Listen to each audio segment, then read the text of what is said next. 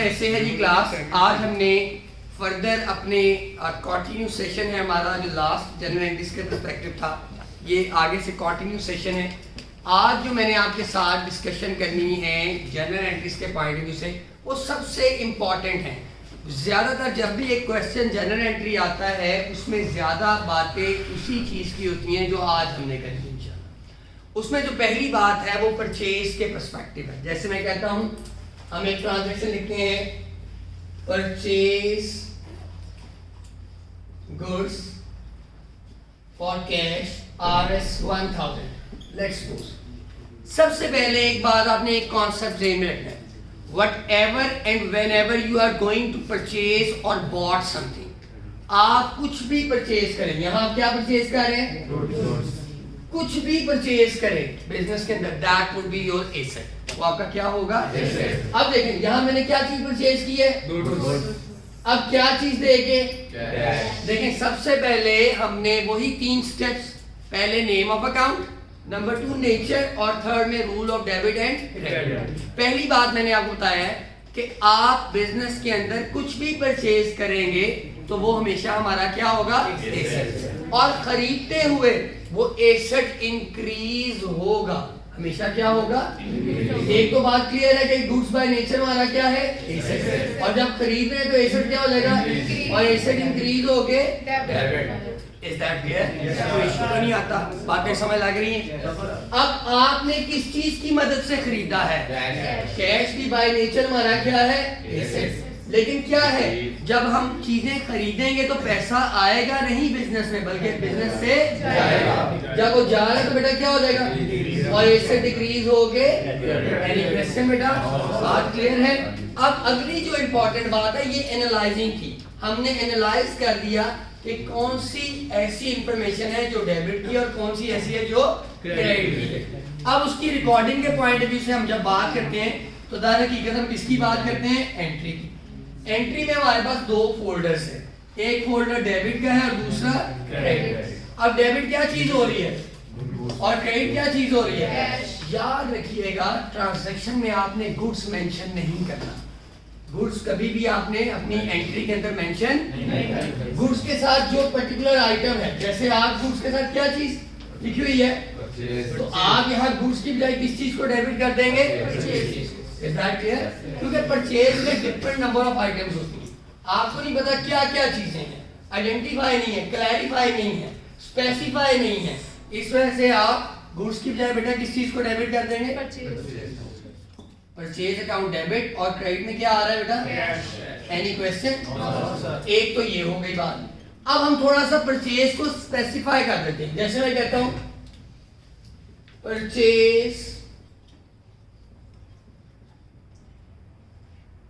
Furniture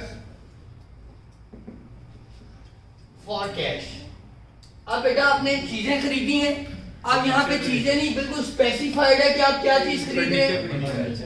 let's suppose 10,000, किस चीज के साथ खरीद रहे हैं। अब सबसे पहले नेम ऑफ अकाउंट आपने आइडेंटिफाई करना है ट्रांजैक्शन के अंदर कौन। अब परचेज क्या किया आपने, एक तो बात हो गई फर्नीचर नेम ऑफ अकाउंट, और दूसरा क्या हो गया, एक्सीलेंट। फर्नीचर मैंने आपको कहा था कुछ भी परचेज करे एसेट्स, और खरीदते हुए एसेट ऑलवेज एक्सीलेंट, और एसेट इंक्रीज हो गए। Is that clear, fine. अब कैश बाय नेचर हमारा क्या है, और जब हम इसे वेरी गुड डिक्रीज, और एसेट डिक्रीज हो गए। अब ये थी एनालाइजिंग। लेटर ऑन हमने किसकी बात करनी है, रिकॉर्डिंग। रिकॉर्डिंग से मुराद क्या होता है दर हकीकत, एंट्री में 2 फोल्डर, एक डेबिट और एक। अब क्या चीज डेबिट हो रही है और क्या चीज क्रेडिट। अब देखें क्लैरिफाई है, स्पेसिफाई है, जो चीज परचेज कर रहे हैं उसका नाम है। तो अब आपने परचेज नहीं लिखना बल्कि उस आइटम का नाम क्या था जी, फर्नीचर। और क्रेडिट में बेटा क्या आ जाएगा, एनी क्वेश्चन। बातें क्लियर हो रही है, एक्सीलेंट। अब देखें थर्ड में हम चलते हैं बेटा। थर्ड में जाते हुए फर्दर बात करता है कि purchase goods from Naeem RS 500। अब कहता है आपने खरीदी क्या है, गुड्स किससे? जब ट्रांजैक्शन के अंदर बेटा नाम आ जाए तो ऐसी ट्रांजैक्शन उधार हो जाएगी। कल मैं आपको डिफाइन किया था ना, जब ट्रांजैक्शन के अंदर नाम आ जाए तो ऐसी ट्रांजैक्शन कैश बेस नहीं बल्कि क्रेडिट बेस होता है। Is that clear? अब सबसे पहले आइडेंटिफाई करेंगे नेम ऑफ अकाउंट्स। जैसे आपने क्या चीज परचेज की है? किससे परचेज की है? अब यहाँ कैश की इंप्लीमेंटेशन नहीं हुई क्योंकि ये ऑन क्रेडिट है। अच्छा, अब गुड्स बाय नेचर हमारा क्या है? और जब खरीदेंगे तो एसेट क्या हो रहा है? और एसेट इंक्रीज हो गए। एक्सीलेंट। क्या मैं गुड्स लिखूंगा? नहीं, बल्कि गुड्स की जगह मैं क्या लिख दूंगा? Excellent, very very good. Clear है ये बात? अब किससे खरीदी है? अब याद रखें, जो खरीदते हैं हमने उसे लायबिलिटी पर्सपेक्टिव नहीं जाना। जब हम एंट्री पर्सपेक्टिव बात करेंगे तो हमने अकाउंटिंग इक्वेशन वाला कॉन्सेप्ट नहीं रखना, बल्कि थोड़ा सा इसे सिंप्लीफाई करना है और हमने देखना है एक सर्टेन रीजन, रिसीविंग पर्सन और giving person. Receiving person always क्या हो जाएगा? डेबिट, और गिविंग ऑलवेज। अब देखें चीजें कहां से जा रही हैं? नहीं से जा रही है, तो नहीं से कौन सा पर्सन हुआ? Giving person. Very good. कौन सा पर्सन है? और giving person always by rule. Is that clear?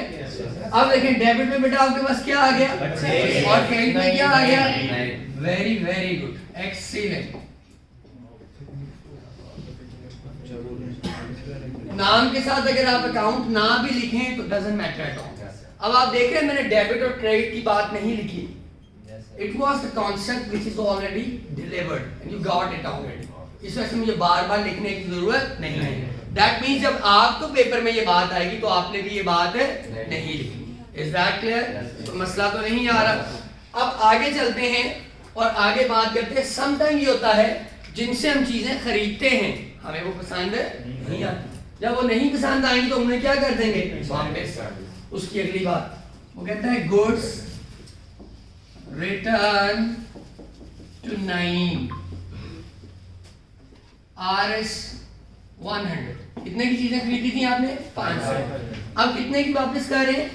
अब सबसे पहले वापस क्या कर रहे हैं? गुड्स बाय नेचर हमारा क्या है? जब आया था खरीदा था तो एसेट इंक्रीज हो रहा था, तो जब रिटर्न करेंगे तो क्या डिक्रीज, और एसेट डिक्रीज हो गए बेटा क्रेडिट। अब याद रखिएगा जब रिटर्न के साथ आपकी प्रोपोजिशन 2 होगी, ये बात का अगर सपोज ये तो कनेक्टेड एंट्री है ना, बड़ी समय लग रही है कि जनाब नहीं से खरीदी तो उसे वापस जा रही है तो ये परचेज वाली रिटर्न।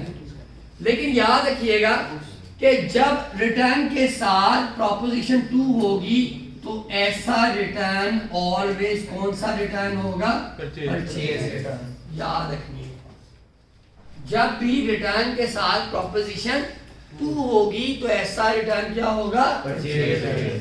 अब चीजें वापस किसको की हैं? नईम से पहले खरीदी थी तो नईम से जा रही थी, अब जब वापस की है तो नईम के पास वही चीजें आ रही हैं, तो कौन सा पर्सन मान गया?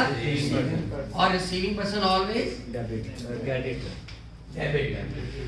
अब डेबिट क्या हो रहा है? नईम, और क्रेडिट क्या हो रहा है? Purchase return.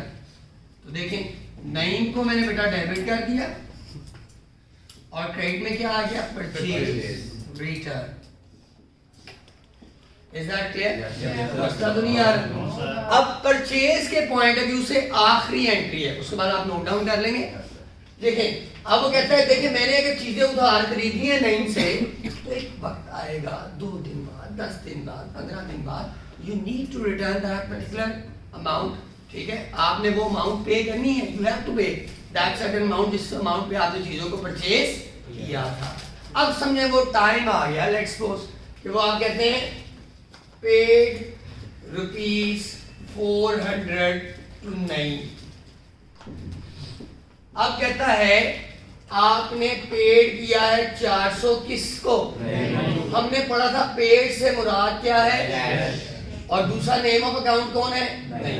Cash by nature हमारा क्या है? जब हम पे करते हैं तो पैसा आता है या जाता है? जब जा रहा है तो क्या हो गया? डिक्रीज, और ऐसे डिक्रीज हो गए। किसके पास जा रहा है? तो नईम कौन सा पर्सन है? Person, receiving person. कौन सा पर्सन है? और रिसीविंग पर्सन हमने ऑलवेज क्या किया है? अब रिकॉर्डिंग की बारी आई। रिकॉर्डिंग में आपको पता है एक चीज डेबिट होगी और दूसरी चीज क्या हो जाएगी? अब डेबिट क्या हो रहा है बेटा? नईम अकाउंट, और क्रेडिट में क्या आ रहा है? Any question? Is that clear? ये 5 एंट्री थी आपकी परचेज के पॉइंट ऑफ व्यू से। अब फर्दर हम बाद में बात करते हैं। पहले बेटा जो हमने ट्रांजैक्शंस की हैं वो परचेज पर्सपेक्टिव की थी। अब कुछ ऐसी ट्रांजैक्शंस आती हैं जो सेल्स के पॉइंट ऑफ व्यू से होती हैं, जैसे sold goods for cash RS 10,000। अच्छा, जैसे परचेज का मैंने आपको कॉन्सेप्ट दिया, whenever and you are going to purchase something that would be asset, or while buying that one that asset would be increased. Same concept but with a different way with sales as well. Whenever you are going to sell anything that would also your asset, तभी वो आपका क्या होगा? asset। फर्क क्या है? While buying that asset would be increased और while selling that asset would be decreased। बस ये एक छोटा सा कॉन्सेप्ट है। खरीदते हुए एसेट इंक्रीज होता है और बेचते हुए एसेट क्या होता है? अब देखिए हमने क्या चीज बेची बेटा? किस चीज के एवज? गुड्स बाय नेचर हमारा क्या हुआ? अब क्योंकि बेच रहे हैं तो एसेट क्या हो जाएगा? और एसेट डिक्रीज हो गए, सॉरी। अब कैश बाय नेचर हमारा, जब चीजें बेचेंगे तो बेटा पैसे आएंगे कि जाएंगे? इंक्रीज। और एसेट इंक्रीज हो के क्या मैं गुड्स को एंट्रीज में शो करूंगा? क्या मैं गुड्स को एंट्री में शो करूंगा? अब इसके साथ कॉन्सेप्ट परचेज का नहीं बल्कि किसका? अब सोल्ड नहीं बल्कि उसकी जगह आप क्या टर्म लिखेंगे? तो क्या चीज क्रेडिट होगी बेटा? और क्या चीज डेबिट होगी? ये देखिए अब मैं रिकॉर्ड करने लगा हूं डेबिट और क्रेडिट। डेबिट इंफॉर्मेशन में क्या आ गया बेटा? Cash account. और क्रेडिट इंफॉर्मेशन में क्या आ गया बेटा? Any question? क्लियर है ये बात है? अब ऐसे ही फर्दर देखिएगा, मैं कहता हूं सोल्ड मशीनरी और रुपीस 5,000। अब बेटा आपने क्या की है? क्या बेचा है? स्पेसिफाइड है, बताया गया है कि क्या चीज बेची है। तो एक नेम ऑफ अकाउंट क्या आ जाएगा? अब जाहिर बात है चीज बेचो किस चीज के? यहाँ पे हालांकि फॉर कैश नहीं था लिखा, नहीं भी लिखा मुझे पता है। अगर नेम होता तो मैं कहता ये क्रेडिट बेस्ड ट्रांजैक्शन है। अब मशीनरी बाय नेचर हमारा क्या है बेटा? जब बेच रहे हैं तो एसेट क्या हो रहा है? और एसेट डिक्रीज हो के कैश बाय नेचर हमारा क्या है? और जब चीजें बेचेंगे तो पैसा आएगा, कारोबार में आगे क्या हो गया? इंक्रीज। और एसेट इंक्रीज हो के एनी क्वेश्चन बेटा? अब यहाँ पे हम रिकॉर्डिंग के पॉइंट ऑफ व्यू से जाएंगे, डेबिट और क्रेडिट। क्या चीज डेबिट है बेटा? क्या चीज क्रेडिट है? क्लियर है ये बात?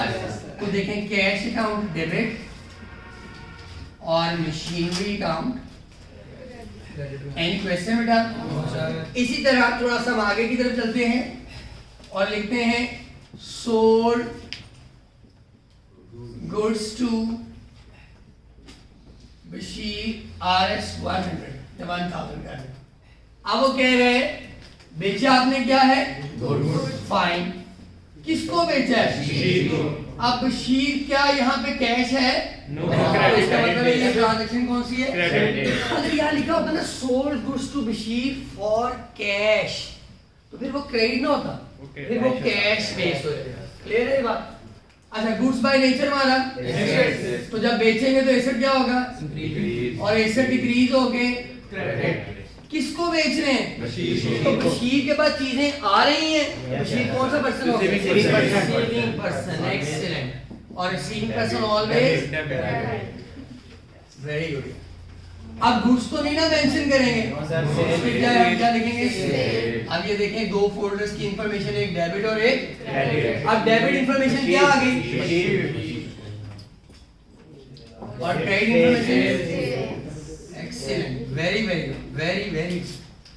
इसी तरह देखें, अगर आपने चीजें बेची हैं, लेट्स सपोज गुड्स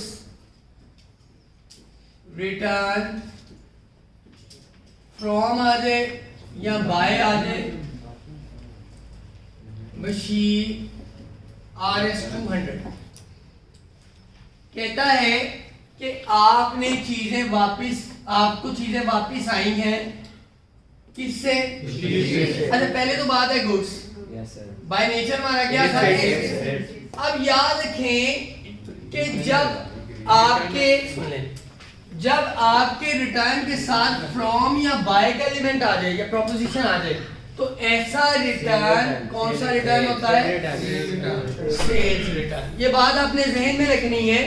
अब चीजें बेची, जब चीजें बेचेंगे तो जाहिर बात है, चीजें जब आप बेच रहे हैं, जब आप चीजें बेच रहे हैं तो आपसे जा रही हैं, तो एसेट डिक्रीज हो रहा है। लेकिन जब बेची हुई चीजें वापस आएंगी तो वो एसेट आपका क्या हो जाएगा? इंक्रीज। और एसेट इंक्रीज होके बेटा डेबिट। किससे वापस आ रही है?